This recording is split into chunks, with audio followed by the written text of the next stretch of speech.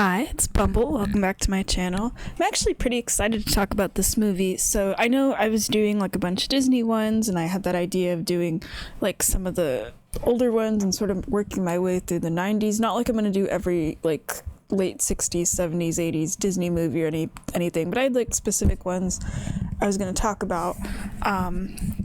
But this movie, I realized like, oh, I actually need to hurry with watching this one. Let me explain. There's a reason with this one.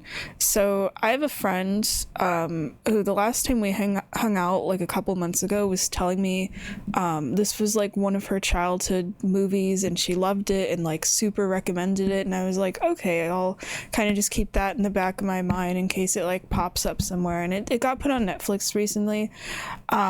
So I was planning to watch it soon, and then my friend and I made plans, which ended up coming like sooner than I thought. I completely forgot like the day of our plans and stuff, which at the time recording this hasn't happened yet, but I realized like, oh, I'm gonna see that friend, and I was gonna watch the Swan Princess anyway, so I thought, let me just hurry and watch it, and then we could talk about the movie, and I could tell her like, hey, I watched the movie, and it'll be fun to talk about. So I was kind of trying to hurry a bit more in terms of like watching the movie and this review and stuff. But like once I'm done with this one, it's back to talking about the Disney movies and stuff. But this was really good, actually. I don't remember like who made this movie and stuff. It kind of gave me the feeling a little bit, maybe because it's also from the 90s, of watching some of the Don Bluth movies like Anastasia. I'm pretty sure Anastasia is one of them. It gave me the same I feel like those two movies give me a similar vibe of like 90s, certain kinds of 90s movies that like remind me of Disney but aren't Disney. I don't know if that makes sense. Just like a similar vibe, like I don't know, like story wise or something, not really like animation wise. But this was really good, actually. I ended up watching this movie in kind of bits and pieces of that. Like I had it on when I was eating breakfast a couple days ago, and I wasn't really feeling it at first. I didn't know there was gonna, it's really funny, and I feel so bad saying this, that I kind of judged it from like the first song, which is at the beginning of the movie, and I thought like, oh, okay, there's like singing in this. Not that I don't like singing. I like singing in movies. I absolutely adore a lot of musicals and stuff. I just didn't know this was going to be one that was like a musical. And I wasn't really feeling it with the first song or kind of the beginning of the movie. I was like, oh, whatever. And then I got a couple songs in and I was like, oh shit, this is actually really good. I think the singing gets better once the character, because the first song is like a kind of growing up montage and stuff. And then once the main characters are adults, honestly, I didn't recognize the voice actors for the two leads, but oh my gosh, they can actually sing really well. And so can like most of the people in this movie. I was really surprised by that. There are some absolute like bangers in here. There was at least like 2 to 3 songs I actually really, really liked, where I'm like, damn, I'm gonna have to go look up the soundtrack on Spotify. So musically, for the most part, I really liked this movie because of that. And I actually do really like the two main characters. Like, I'm used to, not in like every princess movie, but in like a lot of them, it focuses more on like the female protagonist, and then the prince character or whatever, the love interest, sometimes doesn't really get as much development. But honestly, both of them, Odette and Derek, felt like the main characters, and they had enough development and actually almost like the same amount of screen time. I mean, this is like a pretty short movie anyway, but I actually really appreciated that because it felt like I was rooting for both of them, even though I like Odette better than Derek. I feel like she could probably find someone better because he is kind of an idiot. And I found out, this is still somewhat on topic, there's like 9 to 12 different sequels for this. Is like a whole ass franchise. I would have just assumed like, okay, maybe it got like 1 or 2 sequels, like a couple years afterwards that probably aren't as good as the first one. That's it. I didn't even think this needed a sequel anyway. I thought it like wrapped itself up pretty nicely, where they end up getting married at the end. And then I was scrolling through looking at the DVD covers for all the sequels, and it ends up reaching a point where they start making some in the late 2000s, where it's like 3D, and Odette's like on the cover, but you can tell she's not probably going to be the main character, where it like goes on for a while. Like, eventually it's like about they have like a adopted kid, I think, and the kid ends up becoming the main character, and then it starts going on a thing where it's just about like other people, and it doesn't even seem like it's from the same franchise anymore, and it's just like, damn, how did we get to this point? Like, I assumed this movie wasn't really that well known anyway. It didn't really give off that vibe, maybe, so I assumed maybe it had like a couple, like, or like one sequel, but like, how the hell did this spawn like an entire franchise? I'm like, I mean, obviously for money. I mean, and the first one is really good, but I didn't think it could have spawned like so many sequels, which I will not be watching. Maybe you guys can talk me into watching maybe like one or two of the sequels if you guys say they're like really good or whatever, or worth it or something, but I think I'll just stick with this one, honestly. Anyway, I like the two main characters a lot, where, you know, they're both royalty and their parents want them to get married like as soon as possible, you know, like when they're grown and stuff, but the parents just want their kingdoms to be able to come together in like an alliance or whatever. So then Derek and Odette, they're kind of forced together as children, where it's like every summer they have to hang out, and they hate each other immediately, which is really funny. They have like a whole song about how much they hate each other. It could also be because Odette keeps beating Derek at pretty much everything, which is kind of funny to me. And then once they're like the song's over and they're finally adults, they're both just kind of like, oh, or at least, no, I think at least Derek's the one that says something of like, oh, you used to be really ugly, but now I think you're attractive, let's get married and stuff. And you have this scene, it's like the one scene I knew about because like people meme it from this movie, where Odette's like, wait, we can't get married, and she asks Derek like, and he's like, oh, why not? And she's like, why do you want to marry me? And he says it's because she's beautiful. And she asks him like, oh, is there anything else besides my beauty that you love about me? And the answer she's looking for, because she has to explain it to her dad later on because he also doesn't get it, is, you know, she wants to be loved for being herself and not just because she's pretty. And then Derek fucks it up so hard and says like, oh, is there anything else besides your beauty? And I love that not only is Odette offended, I mean, I think anyone would be in that situation, but like so is everyone else in this like big party scene and stuff. There's straight up just this guy that gives Derek a thumbs down, and then he gets chewed out by some of the people in his kingdom. There's a line I really like where there's this guy, I think he's one of the royal advisors, and he says something to Derek of like, you should write a book about how to offend women in 5 syllables or less. That was really funny. But I love that everyone calls out Derek for that, of like, what the hell, you can't just say that to somebody. Like, I could maybe forgive it if they, like, you know how in a lot of, like, these kind of fantasy kids movies or something, where the two, like, the main character and the love interest usually end up meeting, like, for the first time as, like, adults or something, or maybe they met, like, one time as children and then they're reunited as adults or whatever. I could, like, I mean, that comment was rude, but I could understand it a little more if it's in that context, if they didn't really know each other. But, like, they've literally known each other for years. They spent every single childhood summer together. I know that they hated each other the whole time and everything, but the fact that they were forced to see each other, like, literally kind of grew up together in a sense. And the fact that after all that time, he can't think of anything in that moment is just, like, really fucking pathetic, actually. Though Derek does say that for him it's something of like, oh, I couldn't find the right words, and he eventually does at the end of telling her that she's what was it, like, courageous and kind or something like that, and he says he's always felt that for her, like the way it's described after he messes up the situation and they don't get married, when he's like saying to the people of his kingdom is like, oh, I couldn't find the right words or whatever, like he messed it up in the moment or whatever. But I'm like, I don't know, dude. So yeah, then Odette doesn't really want to marry him, you know, because he messed up at first, or she's like not sure, but she still like feels things for him. And then it goes in an interesting direction, I mean, she does end up interested in him after that, after he like completely says something idiotic, and then they're suddenly like wanting to be together. But I've never actually, I don't remember how the original story of the Swan Princess goes. I probably read it in like a fairy tale book when I was younger. The Swan Princess story that always kind of ends up in my mind, though, probably because it's the last one I watched, was the Barbie one. Where I think Barbie in that one, where she, you know, plays a character named Odette, ends up finding like a magic necklace or something, and then gets turned into the swan and ends up like cursed or whatever. But with this one, it's that there's this villain character. Oh yeah, I forgot about him.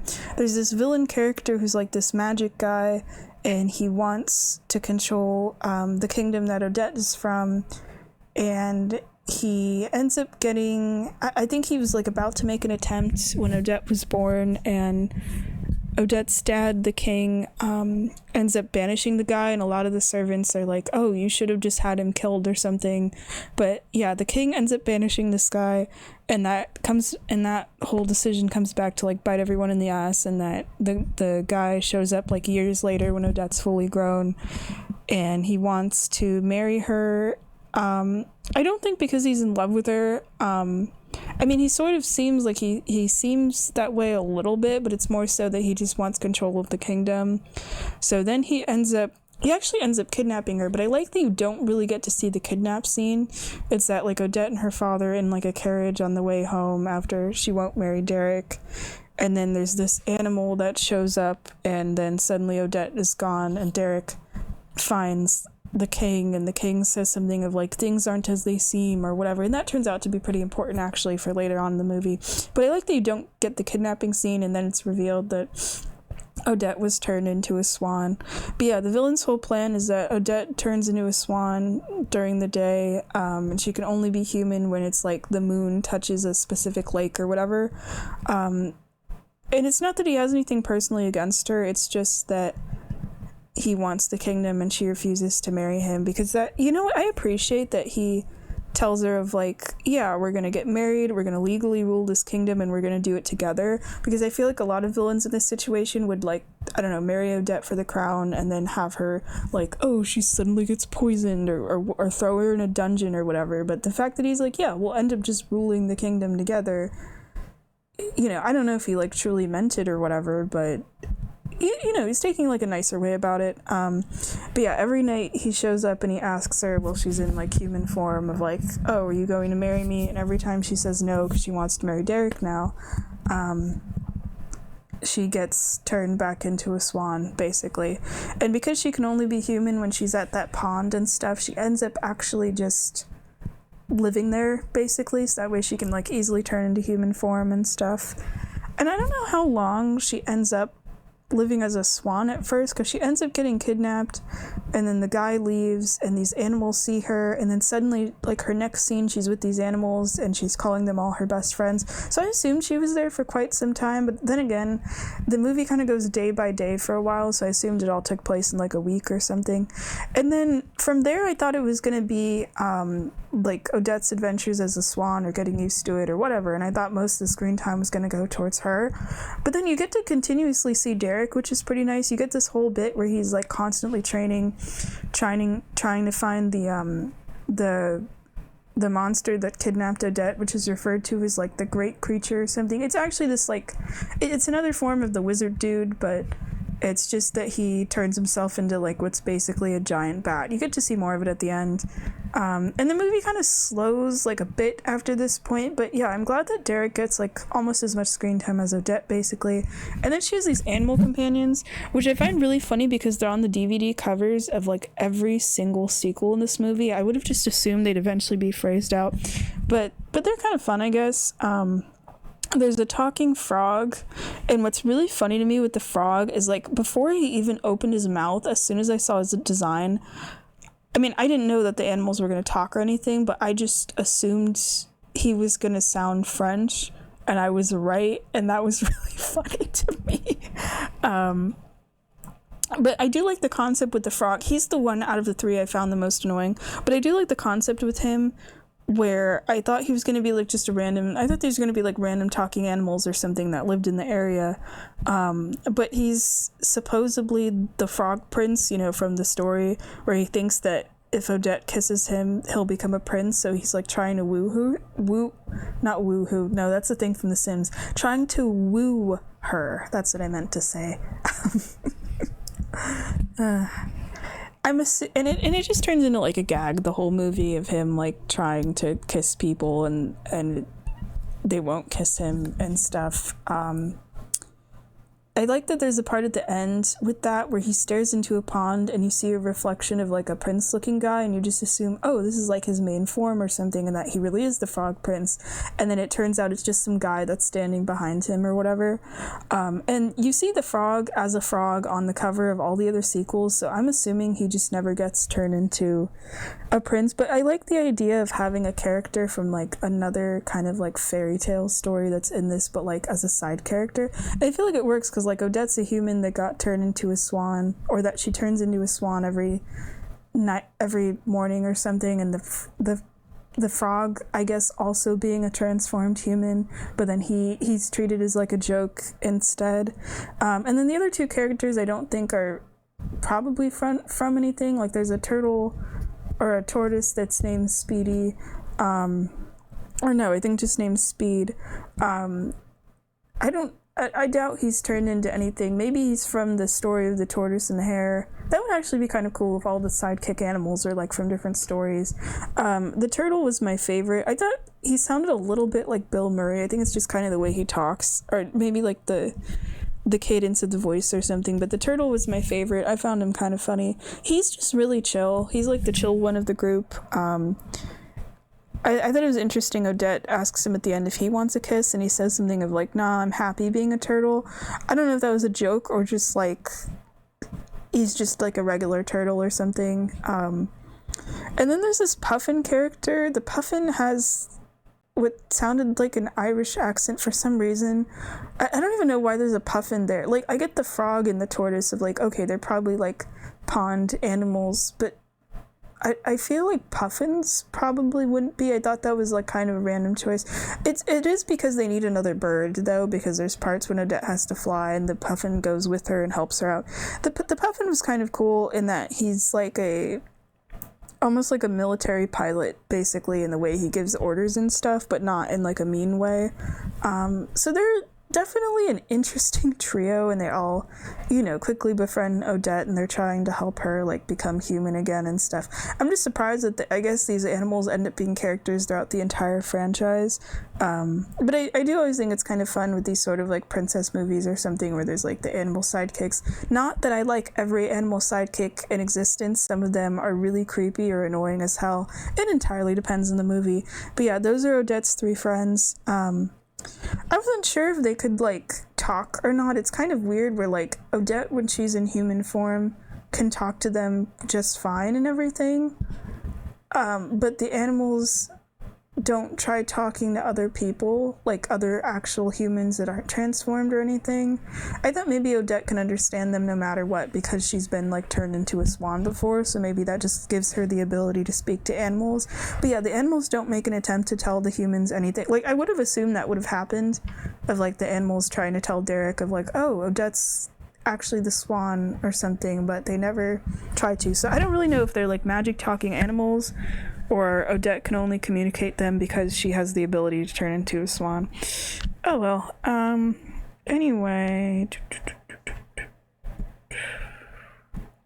you get some more music, and this is the point where I started liking the music, and I was like, oh damn, both the people that voice Odette and Derek sing like really good actually, which is nice because I feel like sometimes with, and I know I keep saying princess movies, but you know, a lot of them feel like kind of similar in a sense, of like these types or like the Disney ones or something, where sometimes it could be that like the princess has a really good voice and the prince's voice is like kind of but no, they're both really good. I actually want to look up both the voice actors to see like, okay, what else are they in and what else do they sing in. But they get a duet early on and it's a really nice duet. And it's just funny to me that it's at this point in the movie they want to be together, like after Odette gets turned into a swan. Oh yeah, every other character except for Derek just assumes that she's dead. I'm surprised they think she's dead rather than just being like kidnapped or something. I also don't know what happens to Odette's dad. Like, he ends up, I think, fainting or something in Derek's arms at the beginning, and then I don't remember ever seeing him again. Like, you get to see Derek's mom, but Odette's dad just isn't really a character. I might have misunderstood it. Did he like die immediately? Does he ever actually get to see Odette again? That's pretty crazy, honestly, if that was a character death and I didn't even notice or something. But yeah, Odette, like, you know, Odette and Derek have like hated each other since childhood, and then she rejects his marriage proposal because he's stupid, and then after that it's suddenly like they want to be together forever, but you know, at this point they're separated because she's been turned into a swan. But yeah, I just find their whole backstory with that really interesting. They really do go from enemies to lovers in a sense. And whenever Odette gets transformed into a swan, which actually doesn't happen that often, I was actually glad though that she seems to spend equal times, like once the plot kind of fully starts, equal amount of times as like a human and as a swan. I was kind of worried she was going to be stuck as a swan the whole movie. I mean, I know she has to like transform and stuff, that's the whole thing, but I'm used to so many kids movies where it's like they get turned into an animal and they're stuck as the animal for like 90% of the movie. And that bothers me for a lot of movies, because sometimes those main characters as humans will have like really cool designs, and then they're just stuck as a generic animal the whole time, and you never get to see the human design again, and it's like, bruh. Anyway, then the transformation, I'm sorry. The transformation sequence is really cool, where it's like all this like really colorful water kind of swirls around Odette, and then she emerges back as like a human or a swan. It reminded me, just I think like color wise or something, of like magical girl transformations, just like a teeny bit. Kind of gave me that vibe, but it's like really pretty for the transformation sequence. And then there's a ball where Derek's mom is also kind of a funny character, where she assumes that Odette's dead, so she's like desperately still wanting Derek to be king, and decides to have a ball where she invites like every princess in the land or something. And this is even after I think Odette or like Derek finds out that Odette's alive or something. And then the ball scene is really cool, but I'll get to that when it pops up in my notes. But yeah, the mom gets like a surprising amount of like screen time and stuff. I like the design of Swan Odette, where she looks a little like her human self in that she has the same eyes, and she has this like kind of yellow stripe on her head, I guess because she's like blonde. But I like that that's the only really similarities to human Odette, because sometimes it's like when a human character gets turned into an animal, I feel like sometimes they look like a little too similar to their human self, or sometimes they have like hair or glasses or whatever, where, I mean, I get it's to signal of like, oh, it's this person that's been changed or something. Sometimes I find it kind of cute with the glasses, but sometimes it ends up getting a little ridiculous. But I like that other than the eyes and the little yellow strip on her head, which almost just kind of looks less like hair, and I'm glad it looks just kind of like light on her head in a lot of scenes, she just looks like a generic swan. Like, you can only even really tell it's the same eyes when there's like a close-up on her face, but they're like actually kind of small and everything.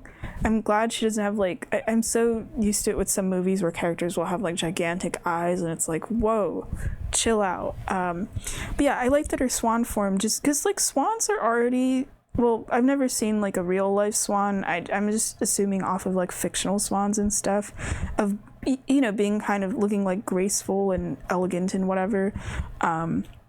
And I feel like that already communicates enough with her character anyway, and of course her voice is the same. But yeah, I'm glad she only resembles her human self only like a little bit. She looks like a normal swan. Otherwise, I wish more animated movies about characters getting turned into animals kind of like took that route, I guess. And a lot of them do, which is really nice, but there's just like some I can't really think of specific examples where they look like a little too similar. I really like the scene where Derek, because he still remembers the king's warning of like things aren't as they seem or something like that, and I'm sure the king probably meant, and he never gets to clarify because you never really get to see him again.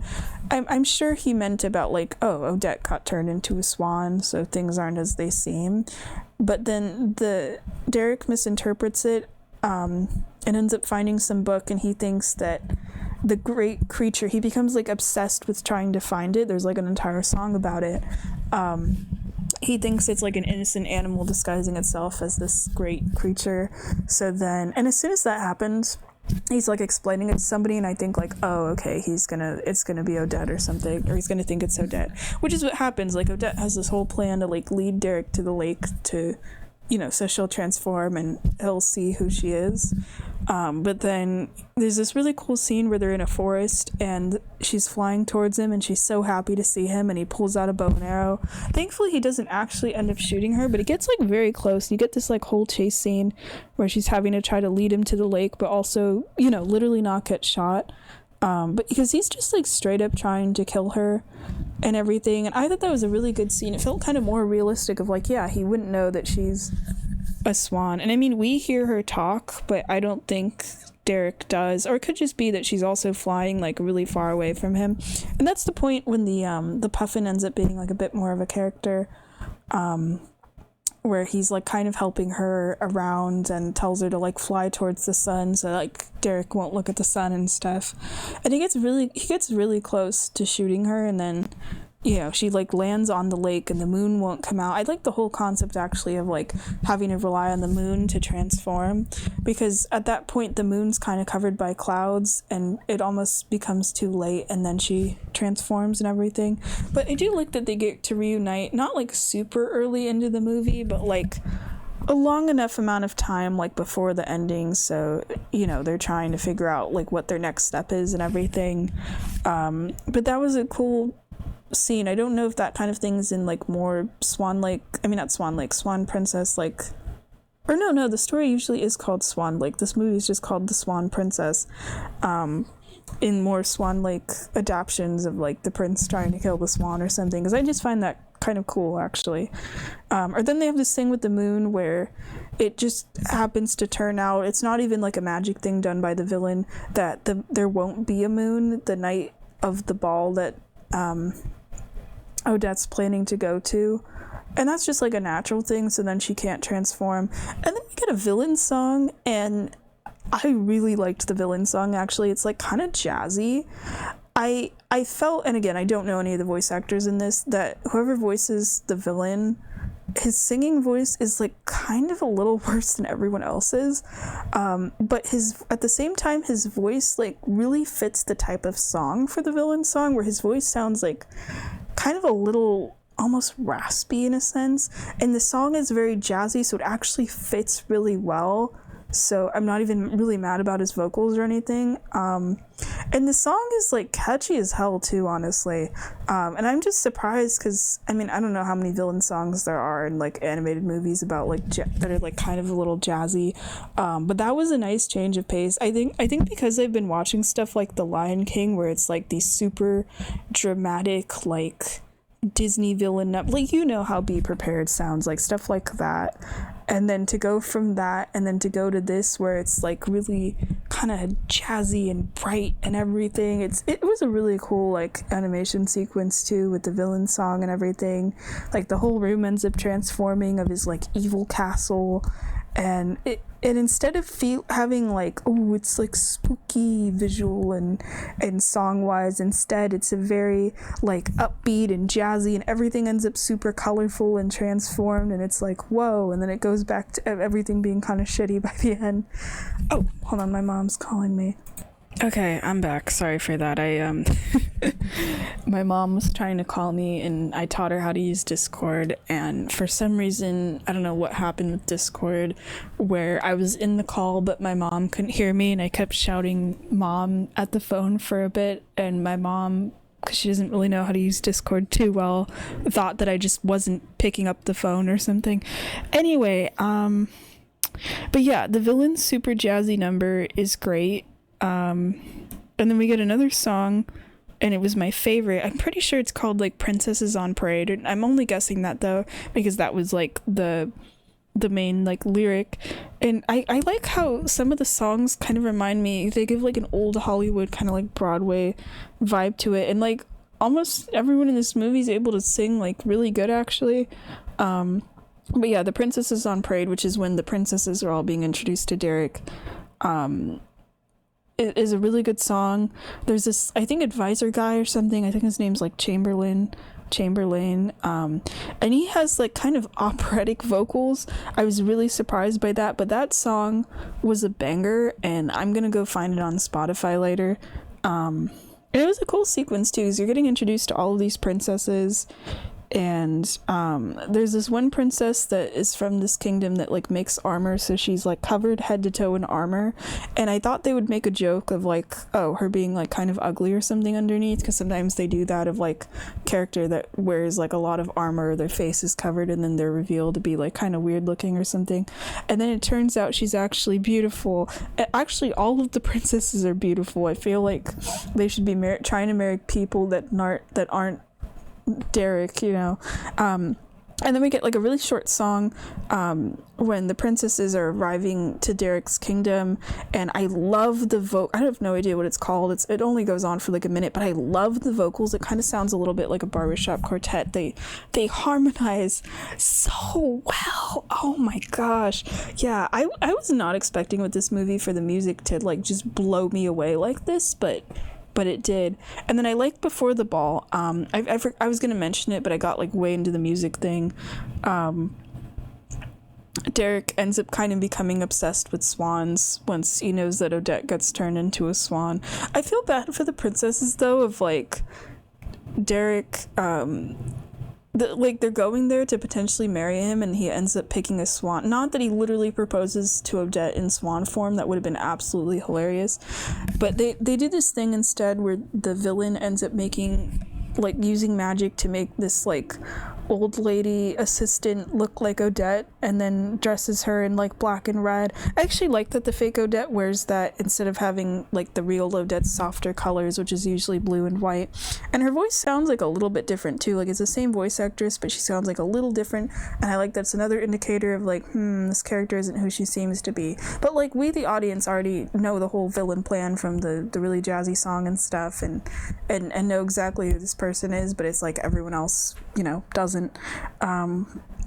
And then they have this whole thing where Derek he has to make like a vow of love to Odette in order to get her to be permanently human again, but then he's tricked into making one of the fake Odette, which means that the real one will just like straight up die. But I like that that's the specific thing he has to do to break the spell. I think it kind of works with the proposal at the beginning where he thought like, oh, she's just beautiful, that's the only reason I need to marry her, and Odette being offended, and him basically getting it right will be the thing that saves her. But instead it like causes her to die, but then he goes to find her and just tells her of like, yeah, I love you, I think you're kind and courageous and whatever, and that ends up breaking the spell. I mean, I don't think it had to actually be like a public declaration of love, because no one else is there except for like the animals, but I think it just had to be like a vow of true love. So I like that.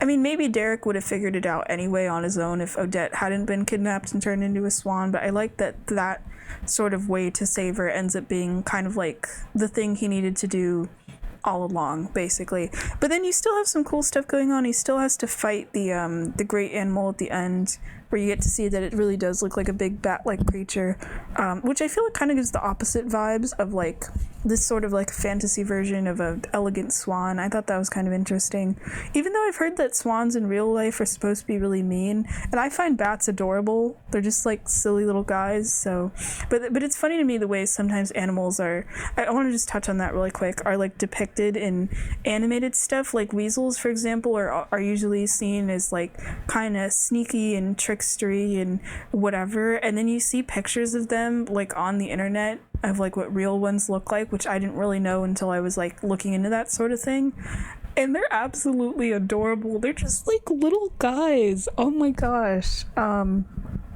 But yeah, it makes me sad that the way they're depicted in like animated stuff and whatever.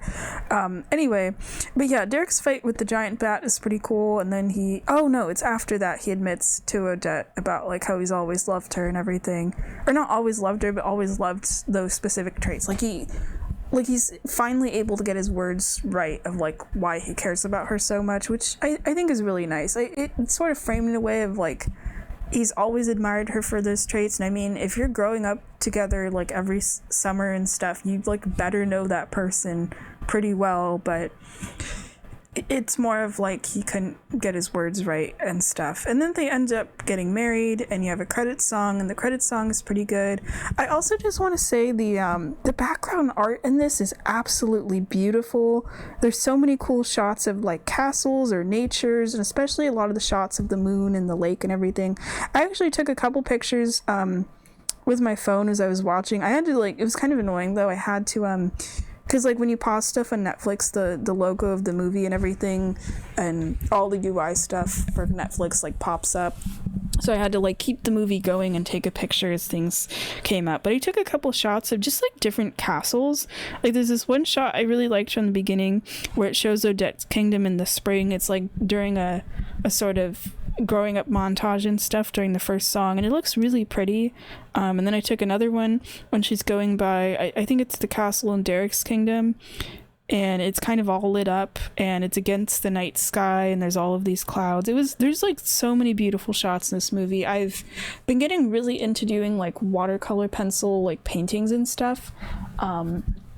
So watching older movies like this with all of these like absolutely beautiful watercolor backgrounds is like really kind of helping me with like what kind of stuff do I want to paint, but also giving me some fun things to paint, really. But yeah, this movie was awesome. I totally get why my friend absolutely loved this movie as a kid, because she grew up with it. Kind of made me wish I grew up with this one too, but I hadn't really heard of this movie. I think I'd heard of it a little bit, like, or just the fact that I knew it existed, and I knew about the scene where Derek, even though I hadn't watched it or anything, where Derek, like, you know, offends a woman in 5 syllables or less.